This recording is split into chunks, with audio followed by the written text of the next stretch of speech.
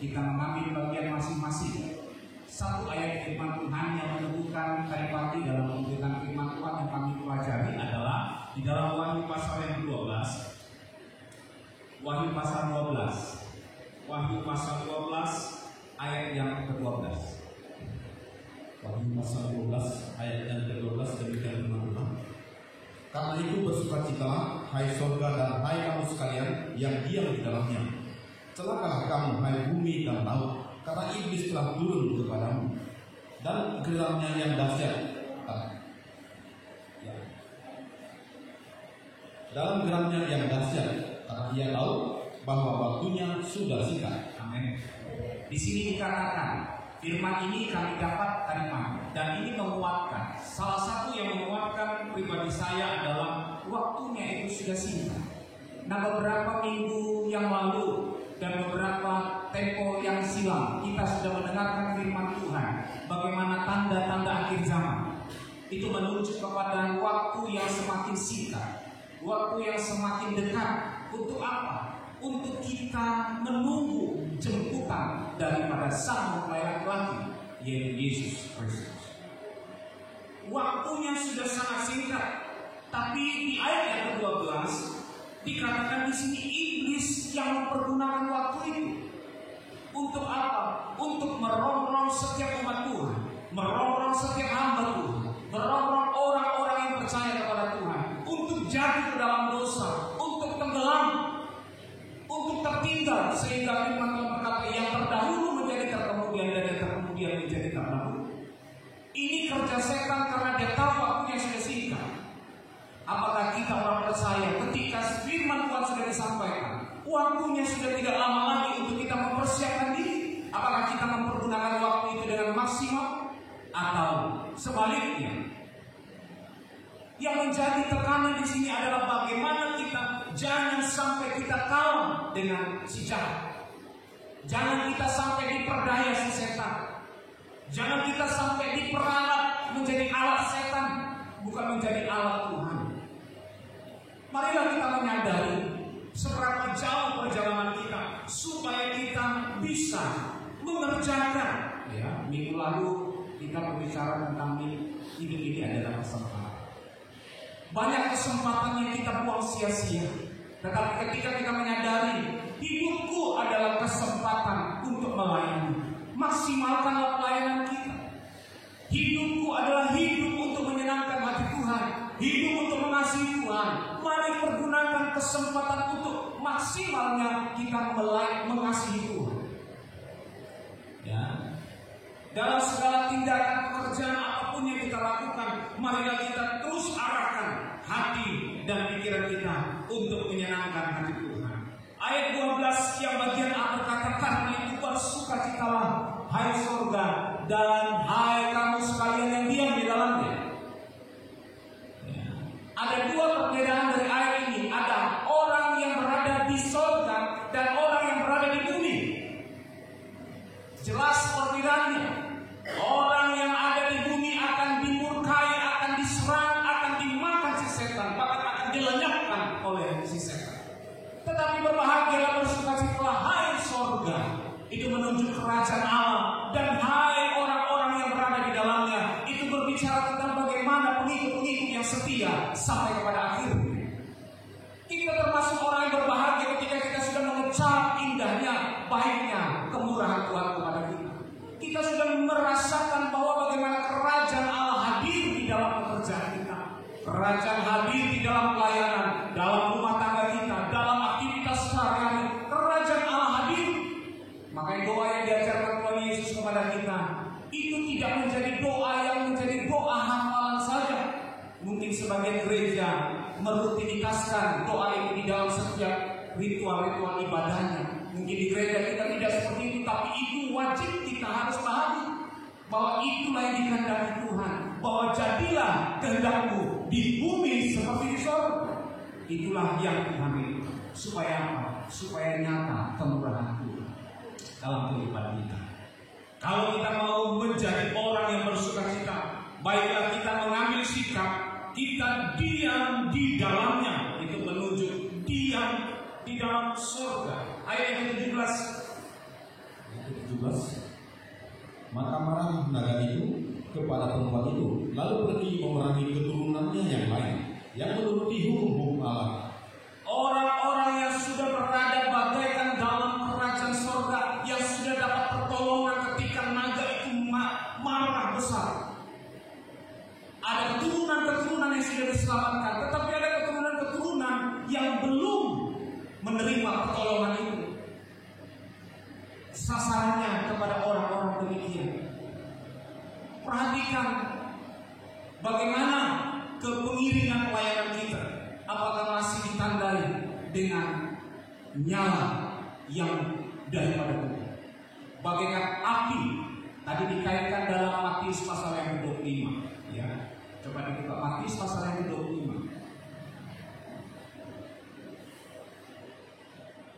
Ayat yang pertama itu.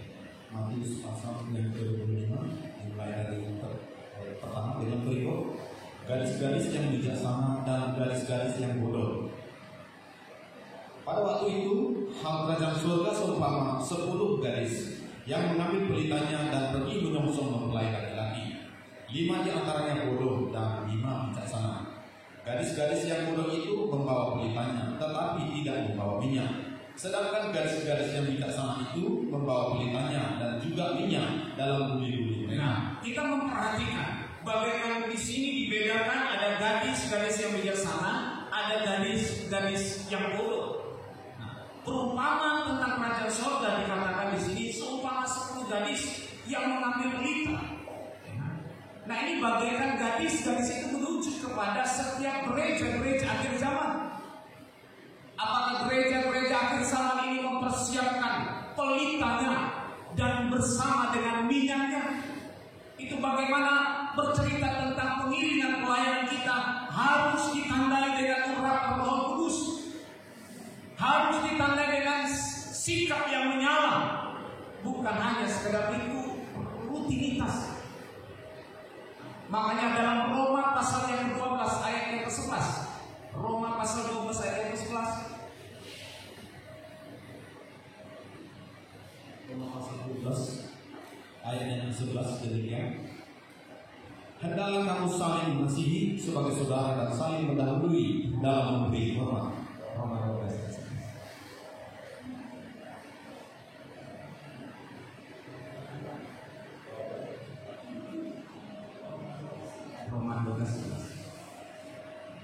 Ya, kami ulang kembali Roma 12 ayat 11. Janganlah hendaknya kerajinan kendor, biarlah rohmu menyala-nyala dan layanilah Tuhan. Ini yang diinginkan Tuhan bagi kita, melayani Tuhan, mengiring Tuhan dengan roh yang menyala, bagaikan gadis yang bijaksana bersama pelita dan minyak.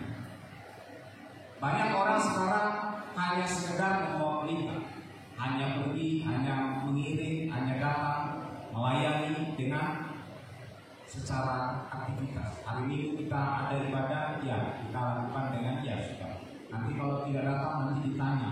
Nanti kalau tidak datang nanti banyak hal-hal yang ditanya.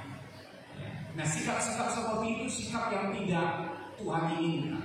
Kalau Tuhan menginginkan kita, marilah kita dengan menyala-nyala. Ya. Pelitanya harus kita bawa, tetapi jangan lupa membawa minyak. Nah, beberapa minggu yang silam juga Ibu Gembala kita juga sudah menyampaikan tentang 10 gadis yang bijaksana. Ya, tadi malam ibadah pemuda juga diingatkan kembali, ya, bagaimana gadis-gadis yang bijaksana yang ada di dalam Alkitab. Gadis-gadis yang bijaksana dalam Alkitab, dia tahu mengambil sesuatu dalam situasi, mengambil hal-hal yang terpenting dalam situasi yang penting. Kalau kita sadari situasi kita ini genting, Bapak Ibu, sangat genting. Gentingnya kenapa? Bagaikan kita di jurang antara masuk ke jurang atau kita tetap berada di daratan. Kalau kita tidak menyadari, makanya Amsal berkata ada orang sangka-sangka jalannya lurus, tapi ujungnya menuju maut. Dia tidak menggunakan matanya, bukan mata jasmani, tapi mata hati, mata imannya untuk melihat apa yang ada di depannya. sehingga kita selalu mengedepankan apa yang ada kita lihat secara mata jasmani. Ya, memang dalam dunia ini kita menggunakan, tetapi kita harus tahu ada mata iman, ada mata roh kita yang harus kita fungsikan. Untuk apa? Untuk melihat jelas bahwa dunia ini bukan milik kita. Surga dalam milik kita. Makanya dalam Wahyu 12 ayat 12 tadi, hai bersukacitalah hai surga, dan bersukacitalah orang-orang yang ada di dalamnya. Kalau kita mau menerima sukacita yang kekal, kita harus mengikuti Tuhan bagaikan kita masuk di dalam kerajaan surga. Nah, kerajaan surga bukan bicara tentang makan dan minum.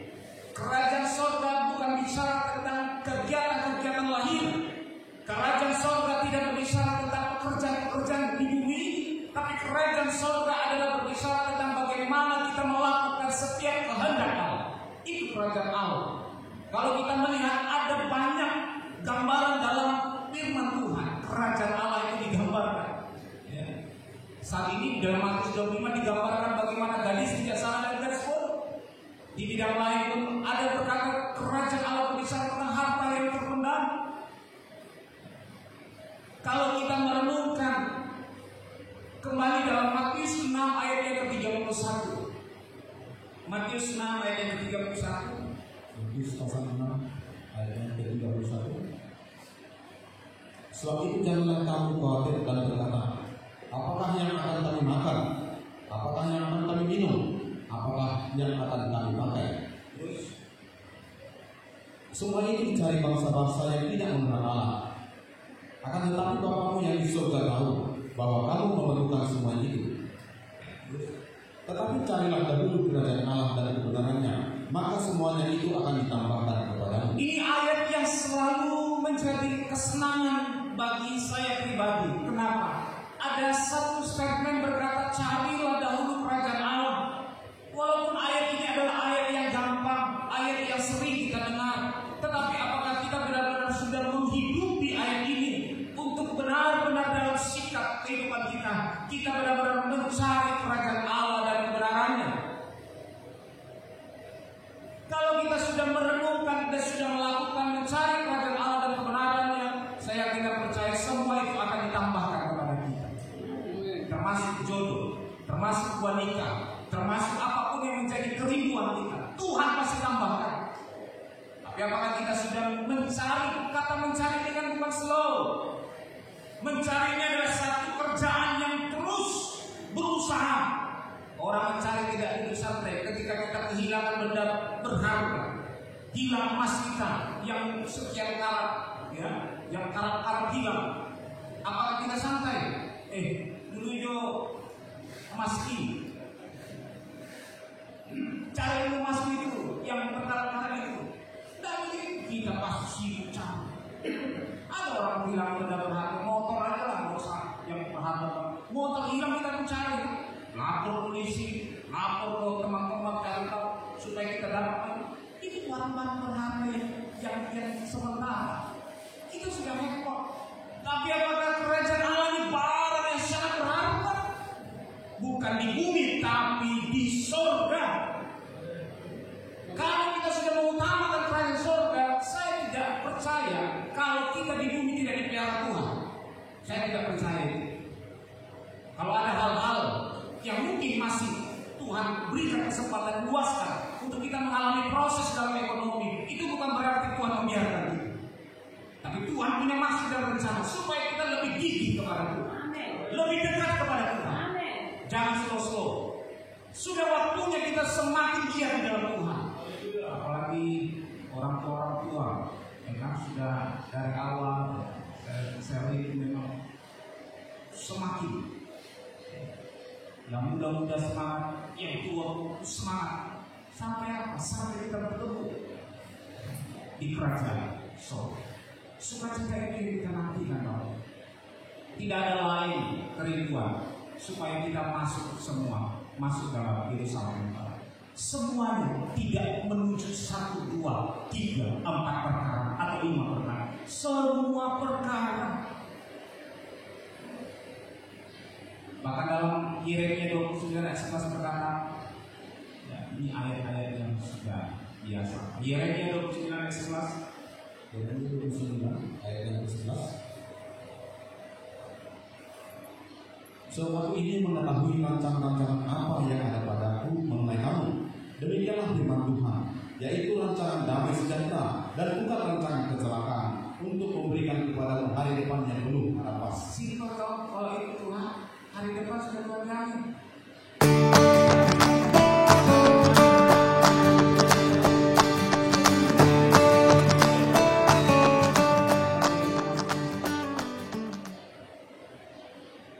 Kalau bisa sesuatu dulu kita bisa mendapatkan, berarti itu bagian kita. Orang umum saja tahu rezeki berkat itu masing-masing sudah disediakan yang di atas. Kalau di atas semua, kita mengerti kita punya Tuhan kita. Kalau pujian kita mengatakan aku punya Tuhan yang besar, yang telah berjanji dan sanggup menggenapi imanku bersepakat percaya padanya, ku terima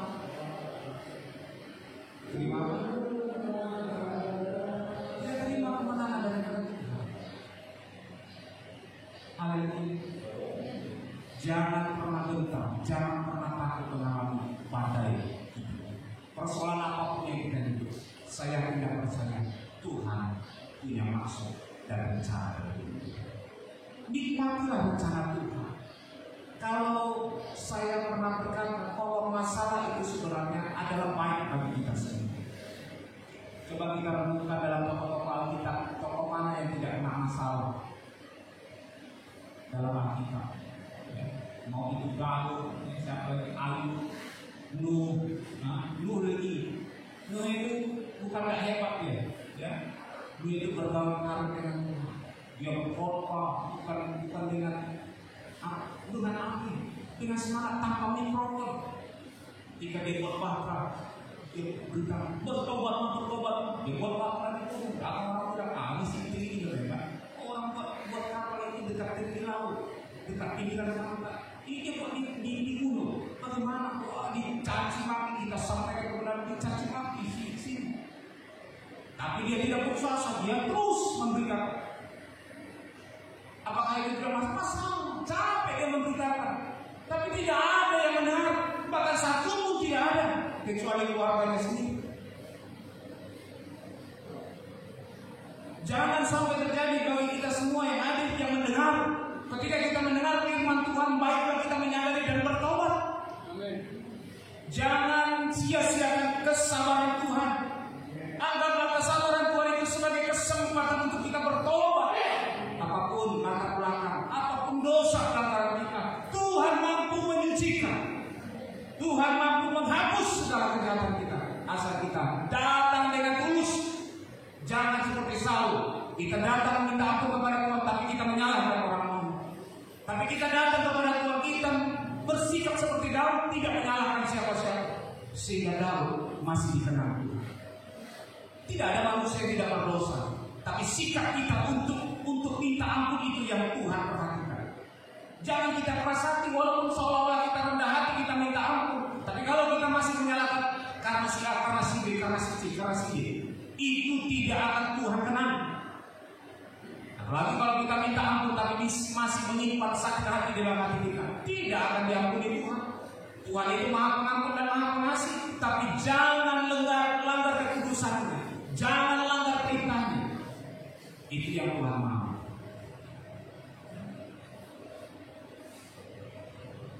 Jangan sampai bagaikan renungan saya yang tak habis-habis adalah jangan sampai kita mengenali banyak terpanggil sedikit yang terpilih. Ujian tadi berkata kita dipilih, bukan hanya dipanggil. Kiranya kita semua yang hadir pada saat siang ini sesi kedua ini benar-benar orang-orang yang dipilih Tuhan. Amen. Untuk masuk menduduki tahtanya. Karena Wahyu 3:21 berkata barang siapa menang, bukan barang siapa yang kalah. Pertandingan iman ini harus kita menangkan dengan kemenangan daripada Tuhan.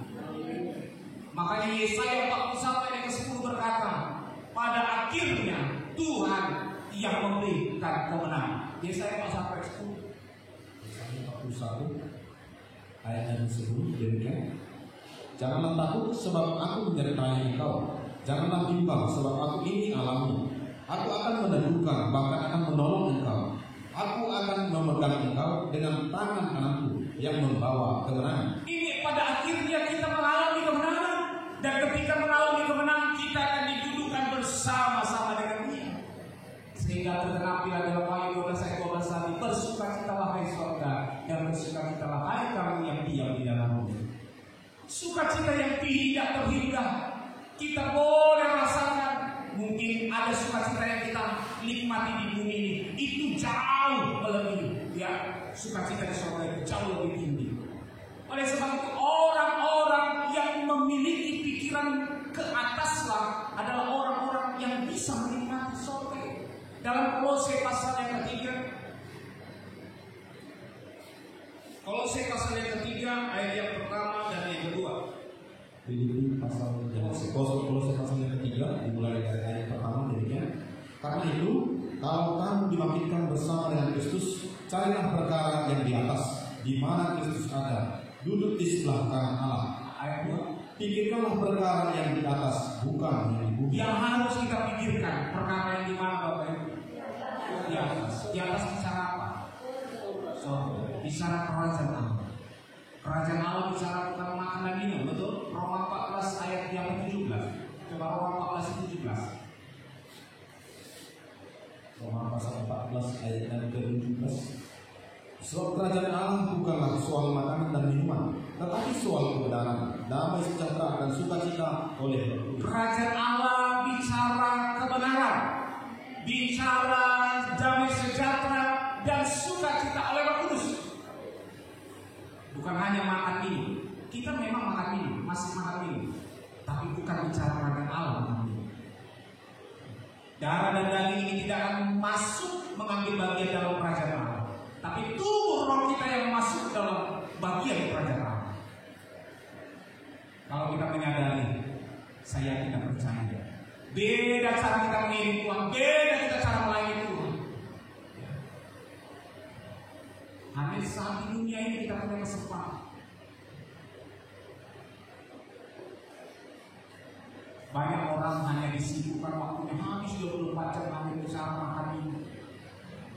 Kerja dari pagi sampai malam tidur jam pagi sampai malam Tuhan makan ini. Yang dipikirkan hanya duit. Tadi kita lihatkan juga di ibadah pagi dalam Hosea 4 ayat 7. Coba baca Hosea 4 ayat 7. Hosea pasal yang ke-4 ayat ke-7. Demikian, makin bertambah banyak mereka, makin berdosa mereka kepadaku. Kemudian mereka akan kutukar dengan kehinaan. Kalau kita tidak menyadari kita ada berasal dari surga, banyak uang kita, semakin berdosa ya kita. Tapi apakah banyak orang menyadari banyak uang makin banyak dosa? Sedikit. Saya menjawab bisa sedikit. Kenapa? Karena banyak orang yang kaya itu suka. Makanya firman Tuhan lebih gampang utang masuk dalam lubang jarum katanya daripada seorang kaya masuk dalam kerajaan surga. Ini satu perbedaan perbandingan yang sangat begitu luar biasa. Lubang jarum itu kecil Bapak Ibu. Bagaimana nggak unta? Nggak akan mungkin kayak manapun. Unta nggak akan bisa masuk dalam lubang jarum. Nggak usah dalam lubang jarum. Ya. Lubang pintu kita di rumah unta kan besar. Kecuali anaknya ya bisa masuk. Tapi dibandingkan kepada orang kaya tidak bisa masuk dalam kerajaan surga. Ini sudah menunjukkan bahwa ketika orang semakin kaya, kalau dia tidak benar-benar dikuduskan kekayaannya, hartanya, hidupnya akan menjauh daripada Tuhan. Suka atau tidak sukanya adalah satu kebenaran firman Tuhan yang tidak bisa kita bantah. Bukan berarti kita tidak senang kalau ada orang yang kaya bukan. Tapi biarlah ketika kita semakin bertambah, kita menyadari semakin dekat kepada Tuhan. Jangan semakin kita mengandalkan kekuatan harta kita, mengandalkan kekuatan kepintaran kita. Tapi marilah kita benar-benar mengandalkan Tuhan. Karena firman Tuhan berkata, Hanya dekat Allah saja aku tenang, daripadanya lah keselamatanku. Apakah benar pernyataan pemazmur Daud itu berkata hanya dekat Allah saja aku tenang? Apakah kita sudah merasakan hal itu Bapak Ibu? Kalau belum, tingkatkan kedekatan. Kalau ketika engkau datang beribadah engkau tidak merasakan apa-apa, periksa hidup kita masing-masing. Jangan periksa istri suami kita, jangan periksa orang lain. Periksa hati kita. Apakah hati kita masih menyimpan kekotoran, menyimpan kebencian, kedengkian? Kalau masih, percuma kita datang kepada ibadah. Kita harus benar-benar sungguh untuk meresponi. Buat apa kita capek-capek? Ya, sama seperti dalam 1 Korintus 9 ayat yang 27 di situ apa dikatakan? 1 Korintus 9 ayat yang 27. 1 Korintus 9 ayat yang 27. Tetapi aku melatih tubuhku dan menguasai seluruhnya, supaya sesudah memberitakan ini kepada orang lain, jangan aku sendiri. Penolakan ini yang harusnya jangan menjadi bagian kita. Ini Rasul Paulus, dia melatih tubuhnya dan menguasai seluruhnya. Apa yang termasuk dalam seluruh itu? Termasuk kehendaknya itu dia kuasai, supaya dengan kehendaknya dia tidak melakukan kejahatan. Dalam surat Petrus berkata tadi, sudah berapa lama kamu mengerjakan perkara-perkara yang tidak Tuhan suka. Ini sudah waktunya kita mengerjakan apa yang Tuhan sukai, bukan apa yang kita suka. Kita mampu menguasai seluruh supaya sesudah memberitakan itu, sesudah kita melakukan kegiatan-kegiatan rohani, tidak pada akhirnya kita ditolak. Kalau kita pulang ke rumah, ya, kita disambut anak kita, ya, ini saya sudah pernah sampaikan. Kita tidak dikenal oleh anak kita, apakah kita tidak sakit, kecewa? Itu datanglah dari pulang nanti masuk pelayanan, suka cita, ramah terima, dan rumah siapa ya? Kata situ. Bapak ini bapak tak pernah. Sakit sekali. Itu masih di bumi. Tapi kalau berbicara tentang kerajaan surga, ketika kita sudah hebat, aku sudah rajin ibadah, rajin PA, rajin perpuluhan, rajin layan, rajin khotbah, rajin main musik. Pada akhirnya apa dikatakan? Bayangkan kita masuk gereja, keluar gereja, kita dibilang membuat kejahatan. Kenapa? Karena kita tidak mau bisik secara kudus. Kita mengeraskan hati, kita tidak membuat kekotoran, kita datang dengan kebiasaan. Pulang hampa, pergi hampa, pulang kosong. Pulang pergi hampa dan kosong. Tidak ada faedah pulang. Maka surat Timotius berkata, orang-orang seperti ini harus dijauhi. Saya berbicara agak sedikit kencang karena memang tadi terpapar dengan Wahyu 12 ayat 12. Semakin singkat katanya. Jangan ini saja yang sadar. Ini sudah sadar waktu semakin singkat. Kita sadar tidak? Waktu kita singkat bukan bicara tentang soal materi, kedatangan Tuhan. Kalau nggak datang secara universal, secara pribadi. Baiklah kita ketika kita menutup mata, kita benar-benar dilihat Tuhan. Hai hamba yang setia, yang baik dan setia, mari masuklah ke dalam pesta perjamuan yang sudah disiapkan. Penantian kita, perjalanan kita menuju surga yang mulia. Murnikan, sucikan pelanggaran apapun yang kita lakukan di masa lalu. Mohon pengampunan daripada Tuhan. Kalau ada kesalahan kita dengan sesama, minta ampun juga kepada sesama. Mohon maaf kepada sesama. Supaya apa? Supaya kita benar-benar saling itu benar nyata di dalam hidup kita. Kalau kita mengenang kembali bagaimana karya penebusan, karya salib Kristus, karena begitu besar kasih Allah atas dunia ini, sehingga dia mengorbankan anak ini tunggal, supaya setiap orang yang percaya kepadanya tidak binasa, melainkan beroleh hidup yang kekal. Aku datang kata Yesus, aku datang memberikan hidup yang berkelimpahan, tetapi setan datang untuk menghancurkan, mencerai-beraikan, bahkan membinasakan. Kita pilih ikut Tuhan atau ikut setan. Kalau ikut setan habis gitu. Tapi ikut Tuhan, walaupun kita harus ikut sengsara, Makanya Filipi 1:29 berkata, orang percaya dipanggil bukan hanya untuk percaya, tetapi juga harus ikut menderita. Penderitaan bukan karena kesalahan kita, penderitaan bukan karena dosa kita, tapi penderitaan karena kita melakukan kebenaran. Ketika kita mau menyucikan diri kita, ketika kita tidak mau duduk di dalam kumpulan pencemooh, ketika kita tidak berdiri di jalan orang berdosa, bahkan kita tidak berjalan menurut nasihat orang fasik, di situ letak penderitaan yang harus kita jalani. Kalau sudah tahu kita duduk di dalam kumpulan pencemooh, jangan kita ikut. Apalagi berjalan menurut nasihat orang fasik. Kita lebih mendengarkan nasihat orang lain daripada mendengar nasihat firman Tuhan. Ini yang sudah bahaya. Apa yang dikatakan luhur itu dipegang kuat oleh masing-masing sebagian kita.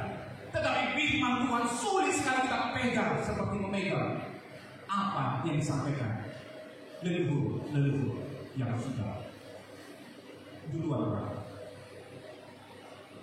Makanya kadang ada permintaan, kalau dia mati maunya dikuburkan di sini, mau dikubur di sini. Saya pikir ya sah-sah saja. Kalau sudah dikubur, ya kalau mau dipindahkan balik, apa fungsinya? Yang dipindahkan kita terasa dia tidak tahu lagi ya, mau dikubur katanya di sana, kita kubur di sini, di sana tadi. Tidak tahu lagi. Mau kita pindahkan ya silakan, tapi tidak dipindahkan tidak masalah. Tapi ada sebagian orang karena pindah kuburan kok begini. Itu hal-hal lahir semua. Itu tidak terlalu berfaedah. Tapi bagaimana kita mengikatkan diri kepada kebenaran, bagaikan cara yang terus melekat pada pokok anggur. Itu yang diinginkan supaya akhir perjalanan kehidupan kita berjumpa dengan Tuhan, bukan berjumpa dengan setan. Halo, dua pilihan kita. Ketika kita menutup mata di bumi, buka mata nanti di alam yang lain. Kita buka, kalau gelap ya, itulah dia setan. Kalau kita buka mata dia kemudian, dia dikata apa dia bersyukur. Kalau kita tetap memeraskan kita bahkan dapat serangan dari si naga yang sudah parah dia kejar orang-orang yang percaya setia, sudah diberi pertolongan. Bahkan dikatakan dari Kamis kemarin, apa pada di Wahyu kemarin, waktu naga itu diserang, datang pertolongan dari mana? Bumi, menganakan dulu, membantu, menolong. Saya senang kemarin waktu dengan lantang yang menjawab firman Tuhan itu tepat dan benar. Puji Tuhan. Biar kita semua seperti itu. Yang kita pegang itu simpan firman Tuhan. Jangan salah orang lain cepat kali kita simpan.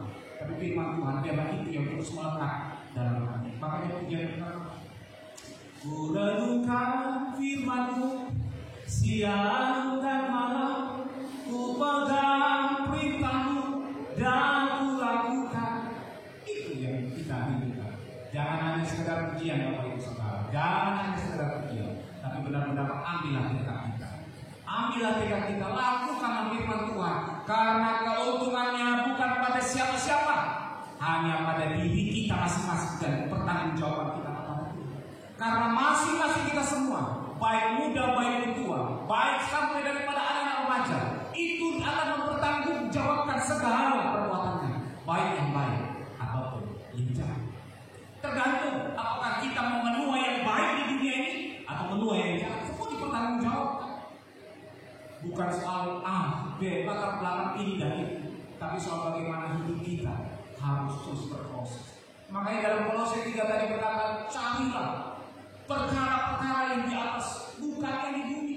Karena bagian bumi itu akan hancur, itu akan lenyap. Sama dalam 1 Yohanes pasal yang kedua dari 15 sampai 17 berkata, semua keinginan daging, keinginan mata, keangkuhan hidup akan lenyap bersama dengan dunia ini. Karena isi dunia itu hanya keinginan daging, keinginan mata, pada keangkuhan hidup, itulah isi dunia. Kalau kita tidak menyadari, wah habis kita. Itu terseret apa yang kita sudah kumpulkan, itu lenyap semuanya. Tapi ketika kita memikirkan kerajaan Allah, kita terus berusaha hidup dalam kebenaran, sama seperti Roma 14 ayat 17 tadi. Kerajaan Allah bukan bicara makan dan minum, tetapi bicara tentang kebenaran. Di mana ada kebenaran, di situ akan tumbuh dalam damai sejahtera. Kalau ada persekutuan yang memberitakan kebenaran, memberitakan firman Tuhan, mari kita ikut. Pergunakanlah kesempatan itu untuk kita masuk dalam setiap ibadah. Karena surat Timotius berkata, ibadah itu mengandung janji, baik yang sekarang maupun yang akan datang. Bersukacitalah kita bagi orang-orang yang bisa memiliki hati yang melakukan. Karena Roh Allah yang memberikan hati yang lembut dan hati yang taat kepada kita untuk kita boleh melakukan setiap perintah Tuhan. Amin. Biarlah kiranya apa yang disampaikan itu bisa menguatkan sekalian kita dan mengubah pikiran kita. Jangan hanya berpikir soal makan minum. Ya. Kalau kita miskin di dunia ini, tapi jangan sampai kita tidak masuk kepada kerajaan Allah. Biarlah kita miskin kita tapi tetap bisa makan pasti. Mungkin miskin kita tidak bisa seperti orang-orang yang punya mobil kah, 2, 3, 4, punya rumah 1, 2, 3, 4, punya tanah. Tidak perlu. Tapi kalau Tuhan percayakan, pergunakan semua yang Tuhan percayakan untuk kemuliaan Tuhan. Itu saja yang Tuhan minta. Karena kenapa? Kita mati semua sama orang. Semua sama orang. Yang antikris datang dipakai sama antikris. Ada kita ketika kita mau mati, bahwa saya pernah punya cerita dulu di dalam satu negara Thailand atau mana ya, saya di itu aja. Mati dia, semua masuk. Kalau bisanya masuk, apa namanya masuk, galanya besar. Ya, apa benda yang besar-besar masuk. Saya bilang inilah orang yang tidak mengerti. Kalau bisa masuk di dalam kamu. Kalau ada orang sebagian berkata dimasukkan lagi Alkitab kacamata, yang jasnya semua. Kalau pakaian mungkin itu indah supaya jangan nampak jelek kan, problem. Tapi ini sampai Alkitab biar baca Alkitab ya. Di dunia aja jarang baca Alkitab ya. Bagaimana di kuburan dia baca Alkitab? Tapi ini sudah pengertian yang salah. Tapi masih ada juga di dunia masih. Di kampung ini masih ada masih. Tapi biarlah pengertian masing-masing kita ditingkatkan. Kalau orang seperti itu, ya itulah nasib mereka. Kita tidak bisa langsung kau tak begini nanti dia marah sama kita. Nah, kalau kita sudah mengerti, jangan lakukan lagi. Jangan kita ikut-ikutan malu nanti di dalam orang. Kalau kita sudah mengerti kebenaran, kita harus berdiri di atas kebenaran. Jangan lagi berdiri di atas kebenaran berdosa. Seringkali kita tercemarkan apa? Karena pergaulan kita, komunitas kita. Makanya firman Tuhan berkali-kali saya katakan, firman Tuhan tidak akan pernah salah. Makanya di dalam firman Tuhan dalam 1 Korintus 15 ini ayat yang biasa, ayat yang ke-33 berkata, apa? Janganlah kamu sesat. Pergaulan yang buruk bisa merusak kebiasaan yang baik. Makanya Bapak bilang waspadalah. Firman Tuhan berkata, hati-hatilah, pergunakanlah kesempatan yang ada. Jangan seperti orang yang bebal, tapi jadilah seperti orang yang arif, yang bisa mempergunakan waktunya pada tempatnya dan pada penciptanya. Tadi disinggung juga dalam Roma 11 ayat 36 berkata bahwa segala sesuatu bersumber dari Dia dan oleh Dia. Kata oleh Dia ini tidak bisa kita lewatkan. Oleh Dia ini berarti apapun yang kita kerjakan, kita bisa duduk di sini. Saya bisa berdiri itu oleh karena kekuatan Tuhan. Kita bisa berusaha. Engkau bisa memiliki motor, mobil, rumah, semua keluarga yang indah. Itu oleh Tuhan yang sudah menciptakan. Dalam Kolose berkata, segala sesuatu diciptakan dari Dia dan untuk Dia. Efesus 2:10 berkata, kita dibuatan tangan Allah yang diciptakan untuk mengerjakan perbuatan-perbuatan yang baik yang sudah dipersiapkan Allah untuk kita hidup di dalam. Betapa limpahnya firman Tuhan yang kita bisa terima, untuk kita bisa renungkan dan kita lakukan. Itu yang menjadi kekuatan kita untuk sampai kepada akhirnya yang dikatakan dalam Wahyu 12 ayat 12 berkata bersukacita. Haleluya. Kita mau bersukacita bersama. Kiranya sukacita itu tidak tinggal di dalam gereja, Tapi sukacita itu akan kita bawa pulang ke rumah kita masing-masing. Dimanapun kita berada, kita impartasikan. Kalau suami kita tidak datang, istri kita tidak datang, anak kita tidak datang, orang tua kita tidak datang, saudara kita tidak datang, impartasikan sukacita itu. Beritakan kemuliaan Allah. Beritakan kemuliaan Allah. Beritakanlah kebesaran Tuhan yang kita alami, supaya nama Tuhan dipuji, dimuliakan. Bukan nama iblis yang semakin besar, tapi nama Tuhan. Kalau hoax itu membesarkan nama iblis, berita-berita tentang santet itu memberitakan nama iblis, tapi kita orang percaya harus memberitakan kemuliaan Tuhan, kebesaran Tuhan. Jangan kita kalah, jangan kita kalah. Kita harus menang supaya kita bisa duduk bersama dengan sorga, bersama dengan kerajaan sorga. Haleluya.